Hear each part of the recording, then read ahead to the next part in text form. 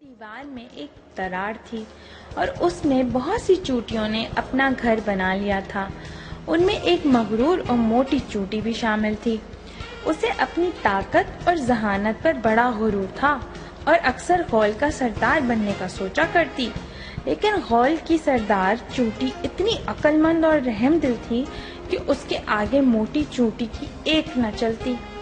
اس کے سازشی ذہن نے بڑے بڑے لالچ دے کر تمام چوٹیوں کو اپنے ساتھ ملانے کی کئی بار کوشش کی، لیکن چوٹیاں اپنی سردار سے اتنی محبت کرتی تھیں کہ ایک بھی چوٹی اس کے ورغلانے میں نہیں آئی۔ نرمی سے کام نہیں بن سکا تو اپنی طاقت کے سہارے یہ ان پر ظلم و ستم کرنے لگی۔ وقت بے وقت کسی نہ کسی کو مارنے لگتی اور موقع ملتے ہی ان کا دانہ چھین لیتی۔ تھوڑے ہی دنوں میں سارے غول میں خوف و ہراس پھیل گیا۔ ہر چوٹی اس کے ظلم سے پریشان رہنے لگی۔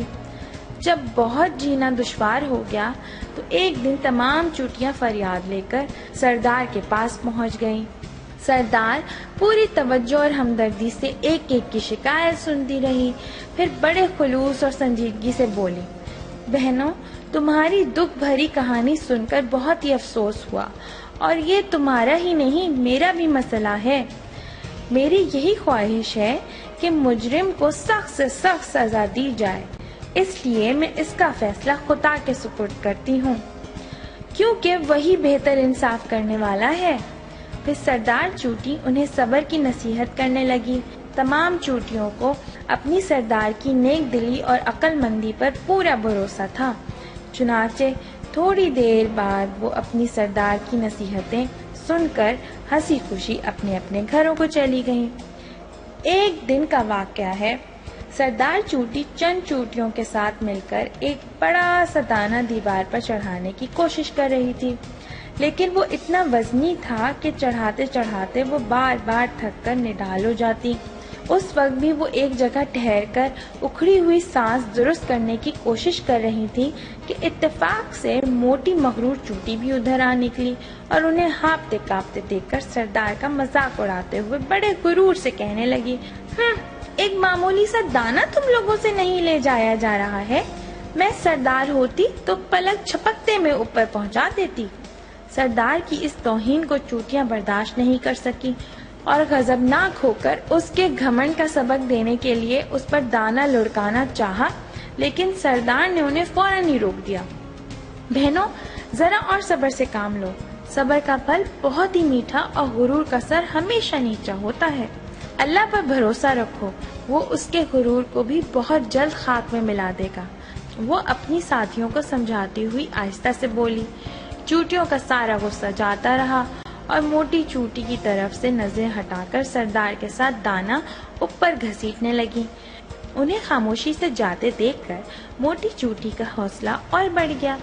وہ یہ سمجھی کہ سردار اور اس کی ساتھی اس سے ڈر گئی ہیں، اس لیے وہ ان کے پاس جا کر سردار کی اور بھی ہنسی اڑانے لگی۔ تم لوگ بیوقوف ہو جو ایسی کمزور اور مریل کو اپنا سردار بنایا ہے، جو تمہارے ساتھ مل کر بھی ایک معمولی سا بوجھ نہیں گھسیٹ سکتی۔ مجھے اپنا سردار بنا لو تو میں اس بوجھ کو اکیلے ہی اوپر پہنچا سکتی ہوں۔ یہ سنتے ہی سردار چوٹی کے ہونٹوں پر سنجیدہ سی مسکراہٹ پھیل گئی۔